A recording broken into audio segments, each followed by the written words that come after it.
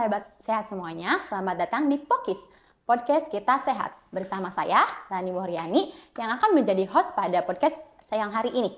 Di sini, Pokis akan memberikan informasi-informasi yang bermanfaat untuk kalian semua loh.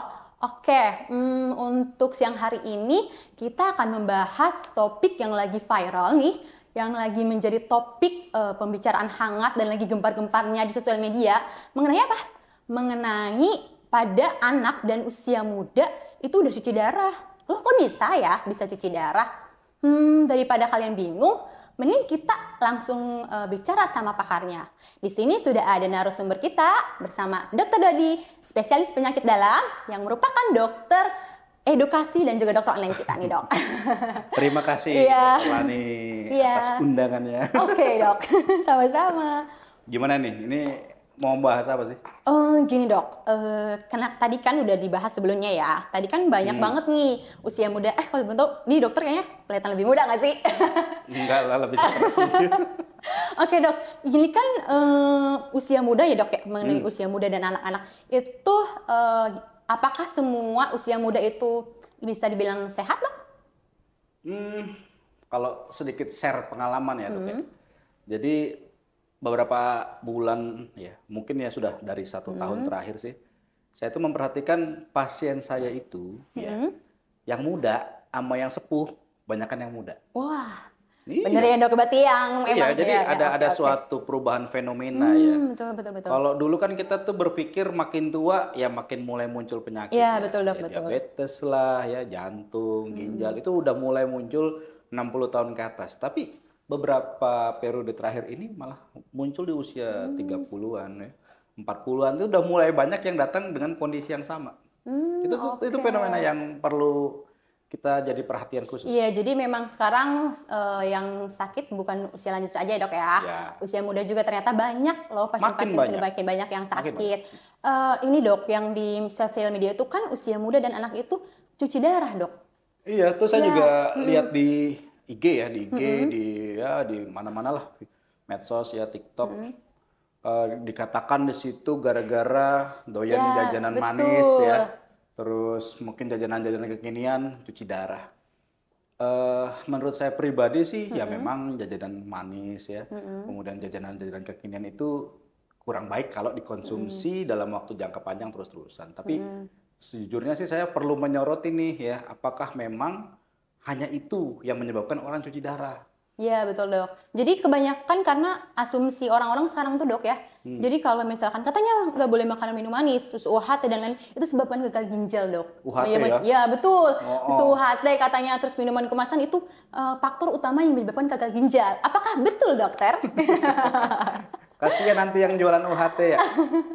Ya sebenarnya sih benar atau tidak ya. Jadi kita sebenarnya dalam membaca suatu berita atau menerima informasi ya kita harus apa ya? Harus menelaah dulu. Oke, Dok. Ya. Jangan menelan mentah-mentah. Iya, ya. betul, Dok. Apalagi sekarang kan tuh bebas banget ya di media sosial ya. Tapi kan ini sekelas ini ya, apa namanya?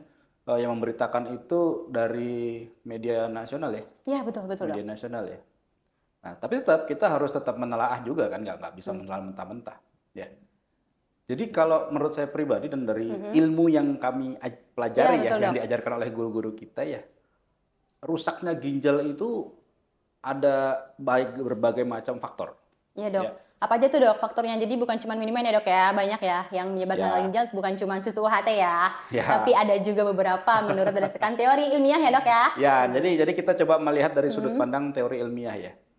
Jadi kalau dilihat dari penyebab paling banyak itu di Indonesia ya, itu disebabkan oleh kerusakan glomerulus namanya, Dok. Oke, Dok. Ya, glomerulus itu dia saringan ya. Jadi kalau ini ginjal nih, ya dalam ginjal itu dia ada struktur kecil namanya glomerulus, saringannya. Iya, betul, Dok. Ya, saringannya. Nah, kerusakan saringan ini ya yang disebabkan oleh berbagai faktor ya, bisa peradangan, bisa infeksi ya. Kalau saringannya rusak ya, ginjal itu ya otomatis akan rusak, tidak bisa menfiltrasi ya. Saya sedikit kasih ilustrasi ya. Boleh, oke. Kita lihat ya, guys. Nah, ini ya. Nah, jadi ini ginjal ya, Dok ya, terus ini diperbesar ya, Dok ya. Ya. Yang tadi dokter bilang di sini ada glomerulus ya. Ya. Oke. Oke, jadi itu ginjal ya. Kemudian di ginjal itu kan nanti diambil bagian kecil ada suatu struktur namanya nefron, suatu unit terkecil namanya nefron. Oke. Nah, nefron ini dia adalah gabungan antara pembuluh darah sama penyaringnya, si glomerulus Oke. itu. Nah, jadi kalau penyaringannya ini rusak ya, jadi dia akan tidak dapat menyaring kan, ibaratnya Ya, gitu. Kalau bocor ya dok saringannya ya. rusak, Ya, bocor kalau gitu. kita diibaratin kalau di suatu Hmm, benda itu saringan ya dok ya. saringan. Nah, Walaupun ginjal tuh glomerulus saringannya, betul. betul. Nah, kerusakan pada Mm-mm. struktur inilah yang paling banyak menyebabkan kerusakan ginjal. Oh, oke. Nah, jadi kan kalau sekarang tuh katanya banyak minuman manis Ya, ya, betul dok. terus makanan-makanan jajanan Betul. kekinian. Mm-mm. Apakah bisa langsung merusak sini ya? Ya, itu dok. Nah, itu sebenarnya belum ada bukti langsung ya, dok Ya. ya. Ya. Nah, di Indonesia Mm-mm. yang paling banyak menyebabkan orang cuci darah, nomor satu itu darah tinggi. Oke, hipertensi ya dok ya. Hipertensi. Itu kalau kita main ke unit HD di rumah sakit ya, Mm-mm. itu paling banyak kalau kita survei itu rata-rata hipertensi. Oke, penyebab Hipertensi, berarti darah penyakit kebocoran ginjal itu tadi yang pertama hipertensi ya dok ya atau darah Hipertensi. tinggi. Oke, selain itu dok? Yang kedua, diabetes. Diabetes. Oke, diabetes atau kencing manis ya dok Atau ya. kencing manis. Kalau istilah dari awamnya. Oke. Yang ketiga, ada yang namanya glomerulonefritis. Oke, glomerulonefritis itu peradangan pada ginjal ya dok ya? Peradangan pada ginjal. glomerulusnya. Ya, betul. Yang Penyaringnya tadi. ini. Betul. Nah, masalahnya peradangan pada glomerulus ini sering nggak ketahuan. Oke, jadi nggak ketahuan kalau dia itu ada infeksi di saringan atau di glomerulusnya ya dok ya? Sebenarnya sih belum tentu infeksi. Betul. Jadi kenapa kok saringan ginjal ini bisa rusak? Mm-mm. Ya, satu bisa dari proses radang yang memang nggak tahu kenapa tiba-tiba radang. Jadi nggak ada faktornya gitu dok, misalkan virus atau bakteri tiba-tiba radang seperti itu? Iya, Oh, ya. oke, Yang oke, ini oke. kita kenal dengan glomerulonefritis yang primer. Oke, jadi Jadi muncul aja radang di tiba-tiba situ. aja muncul ya dok ya? Radang. Oke, oke. Bisa juga dia dicetuskan infeksi. Oke, contohnya infeksi apa tuh dok? Pernah dengar mungkin yang infeksi tenggorokan? Oh, oke, Ya kan? pernah dengar dok. Streptococcus ya? Streptococcus ya, betul. Ya, itu kan dia juga bisa mencetuskan ikut radang juga lah gampangannya gitu. Iya, jadi itu ginjalnya. infeksinya sekunder ya dok ya, dari Ya, infeksi yang dari lain. tempat Oke, lain, dari tempat kemudian lain. terbentuk kompleks imun ya, Ya, kompleks kekebalan tubuh yang dia juga bisa dapat menginfeksi. merusak Oke. ke sini. Oke. Ya. Kemudian bisa juga dia autoimun. Oke, autoimun ya dok ya. Ya. Oke, yang keempat Autoimun itu kan di mana tubuh kita yang mempunyai kekebalan tubuh yang harusnya nyerang musuh, ini malah nyerang diri sendiri. Iya, betul. Nah, salah satu autoimun yang terkenal kan lupus. Iya, betul. Ya, lupus, rheumatoid arthritis, Ya. vaskulitis ya. Itu bisa. Sering sekali kasus-kasus lupus ya, dia juga nyerang ke ginjal. Oke. Nah, radang rusak glomerulusnya, saringannya rusak. Oke, dok. Saringan rusak nggak bisa bikin kencing, gagal ginjal. Iya, betul. Terus obat-obatan juga bisa. Oke, dok. Contohnya obat-obatan apa, dok, yang nyebabin dari kerusakan glomerulus ini? Nah, ini obat-obatan yang cukup sering ya, Oke. itu biasanya obat-obatan anti nyeri. Oke, obat-obat anti nyeri. Cuma buatnya kayak nyeri lutut mungkin ya dok Nyeri ya. lutut, Di nyeri sini. tulang, Ya, ya. kadang-kadang kan Itu. mungkin orang-orang tuh banyak ya dok ya beli obat anti nyeri tanpa resep dokter ya dok ya. Mungkin ya itu juga. Makanya kita nggak boleh sembarangan ke apotek ya, beli obat anti nyeri ya. Karena penggunaan tanpa anjuran, tanpa resep dokter ya akhirnya bisa merusak ginjal kayak Iya. itu, ya kan? Jadi tidak sesuai dengan indikasi ya dok ya.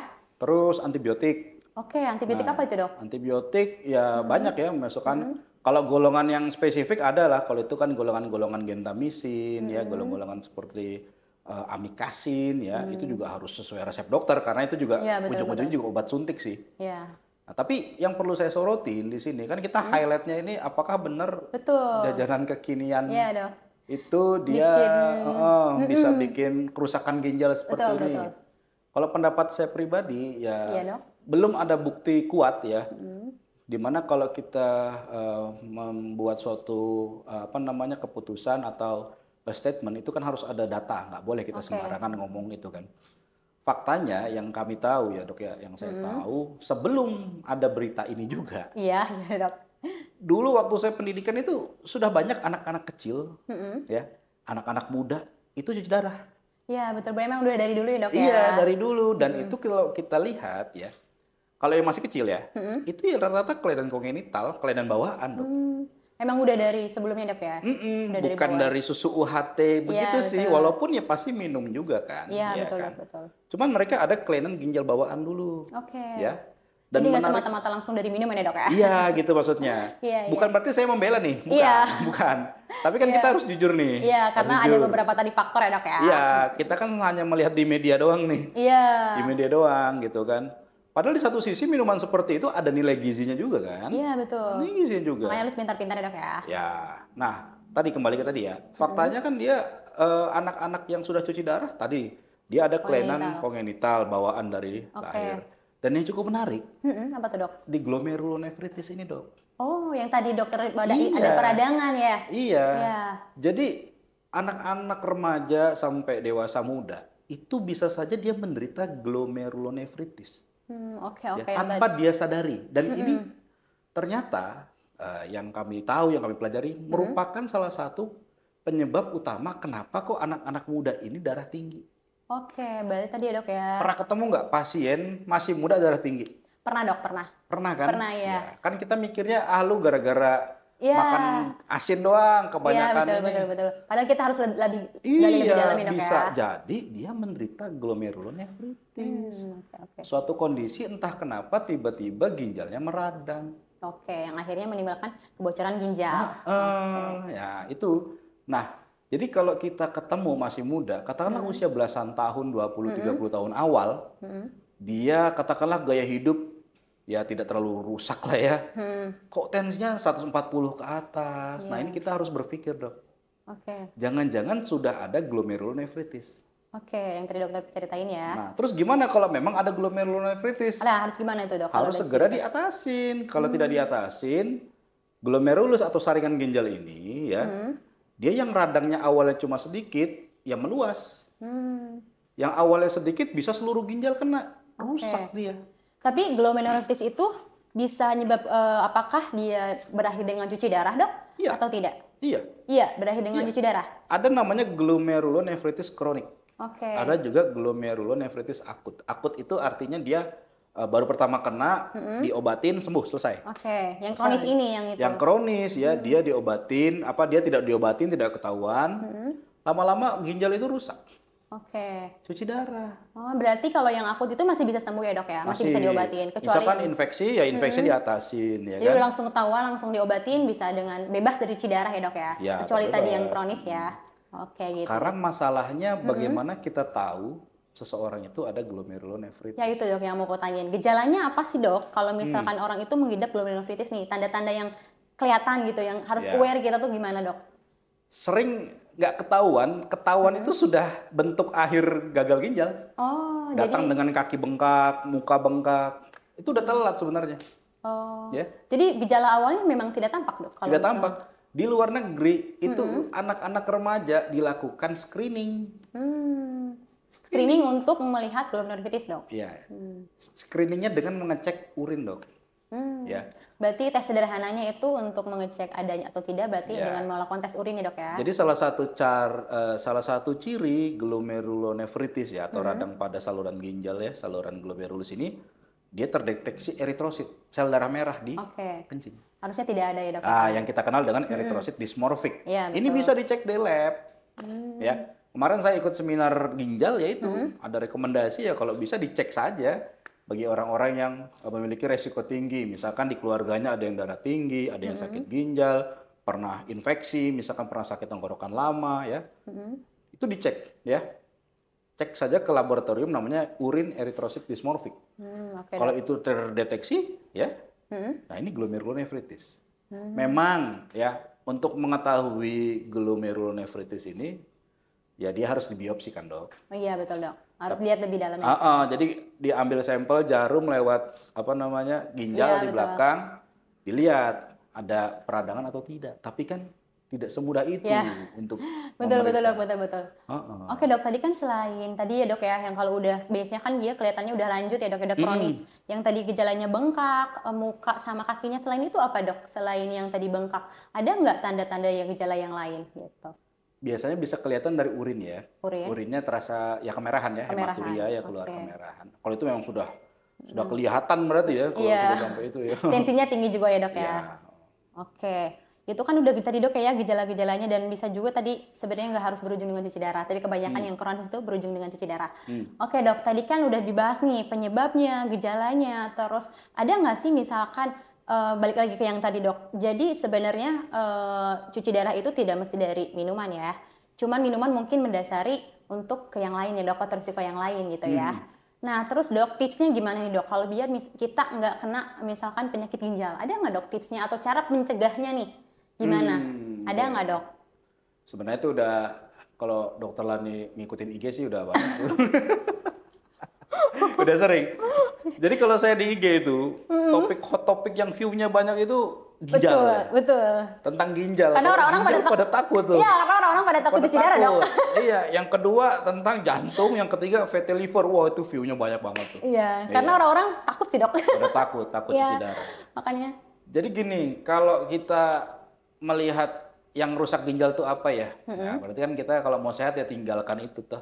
Kalau saya nyebutnya kan 4 sekawan tuh. Iya, apa tuh dok? 1 tensi, ya kan? Jaga tensi di bawah 140/90. Mbuh piye carane lah pokoknya di bawah itu. Ya jaga di situ. Ente-ente yang darah tinggi turunin tensinya 140/90 di bawah 140/90. Ya, makin rendah makin bagus. Yang kedua gula.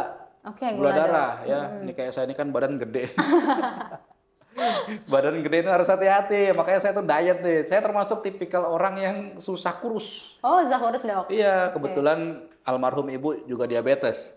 Jadi punya faktor risiko genetik ya? Kalau yang sering saya sebutkan tuh, saya ada resiko sebesar 30%. Dibandingkan orang yang lain ya dok? Dibandingkan dengan orang yang tidak ada orang tuanya diabetes. Betul. Nah, makanya tuh saya harus ketat dietnya ya. Tadi apa? Tensi, gula darah. Nah, kalau gula patokannya ya HbA1c aja lah. Ya, rata-rata gula darah 3 bulan harus di bawah 6,5. Itu yang bagus ya dok ya? Bagus. Yang ketiga dok? Yang ketiga kolesterol. Kolesterol harus bagus ya. LDL ya, terutama LDL kan yang dia ngerusak. Iya, betul. Iya, kolesterol jahatnya kan harus di bawah 150-an lah. Yang keempat asam urat dok. Asam urat. Iya, nah kalau kita bahas asam urat di IG juga rame tuh biasanya tuh gitu kan. Karena memang sama aja dok, mau muda mau tua sekarang asam urat juga. Iya, itu nanti kita perlu bahas sendiri tentang asam urat. Tapi asam urat itu pertahankan di bawah 6 sebenarnya. Itu untuk laki-laki perempuan dok di bawah 6? Kalau target pengobatan semua, cowok cewek ya. Tapi kalau kriteria diagnosis ada yang bilang laki-laki jangan lebih dari 7, kalau perempuan jangan lebih dari 6. Jadi bagusnya memang di bawah 6 ya dok ya? 26. Jadi 4 tadi ya, jaga tensi, gula, kolesterol, asam urat. Nah, dan yang tips tambahan ya jelas air putih, air mineral ya, 30 cc per kilogram berat badan. Berat badan per hari. Saya misalkan berat 80 nih. Kali 30, minimal saya harus minum 2.400. 1 liter ya dok ya? Iya, jadi udah nggak berlaku itu harus 8 gelas atau harus 2 liter, tergantung berat badan. Betul dok. Jadi nggak harus yang patokan 1,5, jadi sesuaikan dengan berat badan kalian ya. Oke. Yang terakhir ada lagi. Apa lagi tuh dok? Nggak boleh sembarangan. Apa dok sembarangan? Obat. Iya. Harus. Atau herbal. Betul. Ya. Banyak di antara kita yang ya beralih dok ya. Dari obat ke herbal. Iya dok. Padahal herbal itu juga ada ada takaran yang harusnya diperkenankan boleh masuk ke tubuh kita. Kalau overdose juga nggak baik. Sama aja memberatkan kerja sama saja gitu. Jadi tadi kalau kita mau ginjal sehat ya harus seperti yang saya sebutkan tadi sih ya. Oke. Jadi memang yang tips tadi dokter semoga bermanfaat buat kalian ya. Terus apa lagi ya dok ya? Mau bahas apa lagi sekarang nih? Terkait yang tadi sebenarnya. Mungkin yang tadi balik lagi ya dok ya, topik yang ke susu UHT. Ya, susu UHT dan kawan-kawan ya. Dan kawan-kawan. Benar kan menjadi penyebab utama? Kalau penyebab langsung, menurut saya belum ada bukti dan kita tidak boleh mengeneralisir, ya. Karena di satu hal susu UHT, kalau susu UHT ya ada efek, bukan efek, ada manfaat juga kan? Iya, betul. Dia sebagai sumber energi di situ, ya. Buat orang-orang yang malnutrisi kan bagus, sebenarnya kan, ya. Cuman memang hati-hati di situ ada kadar gulanya. Ya betul dok, itu kan di situ biasanya di kandungan gizi itu kan banyak ya dok ya. Batasan gulanya itu ada yang 20, 40, mungkin bisa lebih diperhatikan ya dok ya. Dari kandungan gulanya mungkin nggak boleh berlebihan istilahnya ya dok ya. Nah jadi kalau menanggapi yang viral sekarang di media sosial ya, masalah minuman kemasan ya seperti itu, teman-teman sih bijaknya baik belajar membaca ingredients ya atau komposisi yang ada di belakangnya itu. Ya, kita dewasa ini kan maksimal 50 gram Oke, kalau anak-anak berapa? gulanya. Anak-anak 25. 25 gram dalam satu hari. Sehari. Sering Oke. ditanyakan, apakah itu sudah termasuk nasi? Nah, itu dia, sudah Dok. termasuk mie Betul. gitu kan? Sudah. Sudah berarti Bisa dicek di 25 gram. WHO. Oke, berarti Iya. 25 gram itu untuk semua makanan ya, Dok Iya. ya? Oke. Kandungan gula yang ada di semua makanan yang masuk ke dalam tubuh kita. Makanya WHO membuat anjuran sebesar 50 gram atau sebenarnya sih 10% dari kebutuhan kalori kita. Oke. Jadi pada tahu ya guys, batasan gula untuk dewasa dan anak-anak. Jadi harus Iya. bisa dilihat lagi ya, Dok ya, pinter-pinter ya. Makanya sekarang itu banyak banget orang sakit diabetes. Iya. Karena tembus semua tuh, kalau kita 50 gram tembus semua sebenarnya. Iya. Jadi memang mungkin lebih ke dia diabetes yang nanti lama-lama mungkin Iya. bisa komplikasi ke yang lain ya, Dok ya. Komplikasi yang lain. Nah, tadi kalau dibilang susu UHT dan kemasan bikin kerusakan ginjal, mungkin iya, tapi jalurnya ke diabetes Iya, dulu. yang tadi. Jadi nggak semata-mata langsung ke ginjal ya, Dok ya. Nggak semata-mata Jadi langsung ada ke ginjal. step yang lain ya, Dok ya. Mungkin seperti ada yang dokter bilang diabetes ya. Ya. Oke. Nah, ini aku tadi sempat Boleh. baca ya. Oke, apa nih, Dok? Ini penelitian ya, penelitian dia di Inggris ya. Oke. Di Inggris dia menyatakan, ini suatu investigasi, bagus ya. Jadi dia menginvestigasi apakah minuman manis ya berhubungan langsung dengan penyakit ginjal kronis atau Oke. gagal ginjal ya. Nah, di sini disebutkan, intinya ya, ini panjang ya. Sekilas saya baca tadi, dia membandingkan 3 jenis minuman. Oke. Minuman pertama adalah minuman pemanis yang ada pemanisnya, Oke. ya. Kayak yang kemasan-kemasan itu ya. Oke. Yang kedua, minuman yang menggunakan pemanis buatan atau artificial sweetener tuh. Oke, ya, Dok Yang ya. kayak merek-merek Iya, gitu kan, iya, tahu iya, ya. iya. Tahu lah, Dok. Yang ketiga, jus buah. Oke, jus buah juga Nah, ini dibandingin, jus Dok. buah nih. Ini yang nggak ada Ini jus gula sayur ya, Ya, jus oke, sayur ya. ini jus sayur ya, Dok. Jus buah nih ya. Ini Oke. sponsor ya, bukan. Iya. Nah, jadi dia dibandingkan ya minuman kemasan yang pakai pemanis, kemudian pakai pemanis buatan yang rendah kalori, sama Jus buah. sama jus buah. Oke. Istilahnya Ternyata, gimana? nah ini sampelnya cukup besar ya. Ini kepotongnya, kalau nggak salah dia hampir 100 ribuan orang, Oke, sampelnya. 100 ribuan. Itu ada sekitar 4.000 orang ya, atau hanya sekitar 3%, 3.000 sampai 4.000 orang, yang akhirnya dalam 10 tahun pengamatan, 10 tahun loh ya, panjang loh itu, Oh, oke. dan Menarik, diminum menarik, Dok. tiap hari satu. Oke, menarik nih, Dok. Jadi Terus deh. ini kohort, jadi penelitian Oke. yang observasi jangka panjang nih. Betul. Penelitian besar di Inggris kan. Nah, jadi orang-orang yang meminum kemasan setiap hari, artificial sweetener setiap hari, sama jus buah tiap hari dipantau Oke. selama 10 tahun. Oke. Ya. Ternyata yang akhirnya gagal ginjal adalah orang-orang yang memang minum kemasan sama pemanis buatan. Oke, kalau berarti kalau jus buah aman ya, Dok? Jus buah malah melindungi. Oke. Itu hasil dari penelitian ini. Oke. Cuman ada kelemahannya ternyata penelitian ini, Dokter Lani. Apa, Dok? Apa tuh, Dok, kelemahannya?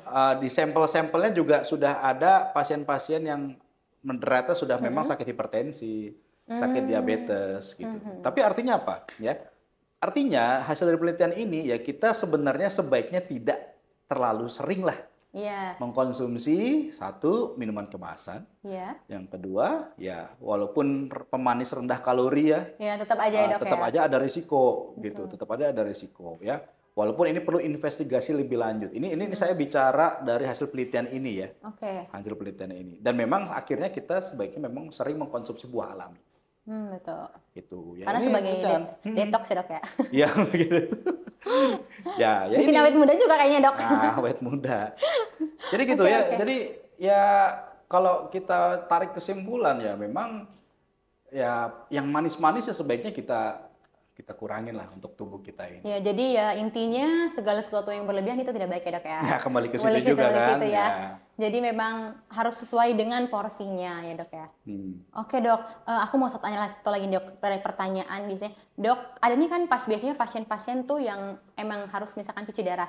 Tapi tadi kan terapinya itu cuci darah ya, Dok. Ada nggak terapi yang lain selain cuci darah? Misalkan emang pasien itu harus cuci darah. Ada nggak selain cuci darah terapi yang lain untuk menggantikan cuci darah? Terus apakah memang selamanya harus cuci darah? Apakah ada efeknya seperti itu, Dok, mungkin? Oke. Jadi kalau kita bicara ginjal ya, ginjal ini kan organ yang maha penting. Oke. Ya. Fungsi ginjal adalah yang paling familiar kita tahu adalah membuang sampah sisa metabolisme tubuh kita dalam bentuk urin. Ya. Fungsinya itu filtrasi, nyaring. Iya, Makanya tadi betul. kan kita glomerulus itu kan alat penyaringnya. Nah, ketika dia sudah tidak mampu melakukan tugasnya sebagai menyaring, dia rusak. Iya. Sampah dalam tubuh kita nggak bisa kebuang kan? Ya, jadinya numpuk ya dok ya. Numpuk, makanya badannya lemas, letih, Mual muntah, lesu, mual biasanya. muntah. Sesak nafas ya dok ya. Nah, sesek. Sering saya datang pasien, pokoknya saya meminta obat terbaik. Ya. Saya bilang kalau ada, pasti saya kasih. Nah Pak. itu kan pertanyaannya kan seringnya dok Iya. ya. Kalau ada obat yang bisa balikin fungsi ginjal itu unit cuci darah itu tutup. Ya. Faktanya sekarang masih ada, di dunia bahkan masih ada kan. Mm-mm. Gitu. Makanya saya bilang ya tidak ada gitu. Tidak ada. Bahkan saya sering bilang, maaf ya, sering nantang pasien. Bapak, Ibu, kalau ada di luar sana yang bisa balikin fungsi ginjal Ibu, kasih tahu saya. Karena tidak ada ya, Oke. Tidak ada. Kalau ada nanti saya kasih ke pasien-pasien saya gitu loh. Jadi Iya kan? memang udah nggak ada penggantinya ya dok ya kalau udah rusak. Makanya saya bilang ke pasien saya itu ikhtiar manusia ya itu ya mencari pengganti ginjal. Iya kan? Oke, transplantasi ya dok ya. Nah, bagaimana cara menggantikan ginjal agar sampah tadi bisa kebuang, agar tubuh kita bisa melanjutkan hidup, Iya ya betul. kan? Idealnya ya kalau bisa diambil ganti baru pasang baru kan enak. Iya betul. Tapi kan tidak semudah itu ya. Kalau kayak ganti motor rusak tinggal ganti aki. Kalau ganti gampang. mesin sih banyak tokonya dok Nah, kayaknya. iya. Kalau ginjal kayaknya. Nggak bisa. Iya betul. Nah itu namanya transplantasi. Iya, Ya, tapi ada syaratnya kan dok. Iya betul dok. Oh, harus cocok, ya Iya. kan, dan tidak mahal juga, tidak murah juga, Iya. ya. Rumit, butuh dokter bedah yang berpengalaman. Tapi alhamdulillah di Indonesia keren, sudah bisa. Bisa ya dok ya. Bisa di cover Berarti BPJS. memang sekarang yang selain cuci darah tadi kalau obat-obatan tidak bisa, tapi Paling tadi bagus transplantasi. ginjal gitu ya dok ya. Nah, tapi karena tadi ya syaratnya tidak mudah, Iya. ya. Makanya dibuatlah mesin cuci darah. Untuk menggantikan si fungsi ginjal itu Iya, ya dok ya. untuk membuang sampah yang ada dalam tubuh manusia, ditarik lewat selang ya, selang infusan lah gampangannya gitu, keluar dari badan, masuk ke mesin cuci darah, kemudian keluar lagi bersih, masuk lagi. Nah, itu mesin cuci darah. Oke, terus dok nih, kan biasanya itu kan cuci darah tuh setiap orang berbeda-beda nih dok nih. Ada yang seminggu sekali, ada yang seminggu 2 kali, ada yang seminggu 3 kali. Itu berdasarkan apa ya dok ya? Ya, Seperti kalau itu dari bersihan urea sebenarnya ada rumusannya, yaitu nanti akan diketahui setelah cuci darah ya. Oke. Nanti ada rumus yang akan dihitung oleh dokter. Oh, jadi nanti itu bakal dikasihkan ke pasien sesuai dengan pasien masing-masing ya dok ya? Kita itu kan buang sampah setiap hari ya, Ya betul. kencing tiap hari. Iya. Tapi ya karena keterbatasan alat itu, ya hanya bisa ya ada yang 2 kali, ada yang 3 kali. Kalau saya konfirmasi kemarin ada mahasiswa pertukaran pelajar dari Belanda itu di sana semua 3 kali dok. Oh 3 kali dalam 1 minggu ya dok 1 ya? minggu. Di sini kita 2 kali. Dan itu harus seumur hidup ya dok ya? Harus seumur hidup. Ya kecuali tadi ada yang bisa gantiin ginjalnya kan, transplantasi seperti itu. Ada satu metode lagi kan, metode Apa lagi tuh, Dok? yang CAPD. Ah ya itu pernah dengar dok? Ya, Yang katanya bisa dilakukan di rumah ya? Betul, continuous ambulatory peritoneal dialysis. Jadi peritoneum ya, jadi lapisan perut itu ternyata dia bisa menyaring. Hebatnya Oke. ciptaan Allah ya. Jadi dia masukin cairan pencucinya ke dalam perut, memang dibuat ada airnya. Terus nanti ya darah-darah yang ada dalam tubuh kita akan membuang sampahnya di situ. Oke. Kemudian kalau sudah dalam waktu tertentu 6 jam misalnya, dibuang. Oke, Iya, berarti oh gitu. Berarti ada 3 metode ya dok ya? Cuci darah atau hemodialisa, CAPD dan juga transplantasi ya dok ya. Oke, tadi udah dijawab mengenai cuci darah, terus bahas apa lagi dok ya kira-kira?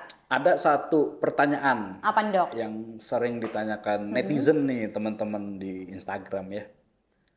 Apakah banyaknya cuci darah pada anak-anak ini akibat vaksin COVID? Nah itu dok bener, ya bener-bener dok. Itu aku pernah dengar dok. Banyak banget yang nanya. Katanya ya vaksin COVID yang saya sebutin merek ya dok ya, yang katanya itu Ya. sebabin gagal ginjal, sakit ginjal. Nah itu gimana dok tanggapan dokter? Ya aku baru ingat itu. Itu Gimana, Dok? ya saya sampai cari-cari ya browsing-browsing juga karena saya kalau ngucapin sesuatu itu takut dipertanggungjawabkan ya. Ngeri juga nih nanti nih. Gitu. Betul dok, betul. Iya, kita harus ada data. Betul, Tapi betul. saya belum sempat capture tadi ini baru Oke, sempat oke. di sela-sela praktek Gimana tadi. tuh dok hasilnya dok? Pertama gini, COVID sendiri itu masuk ke tubuh kita, dia dapat mencetuskan suatu proses imunitas, Oke. proses radang lah. COVID-nya sendiri ya, virusnya, dan itu juga dia bisa numpuk di ginjal, gampangnya itu. Akhirnya ginjal rusak juga dari COVID-nya itu sendiri loh ya. Dari virusnya ya dok ya? Dari virusnya. Dari virusnya dulu nih ceritanya dari nih. virusnya. Oke. Nah, terus saya cari vaksinnya gimana. Oke.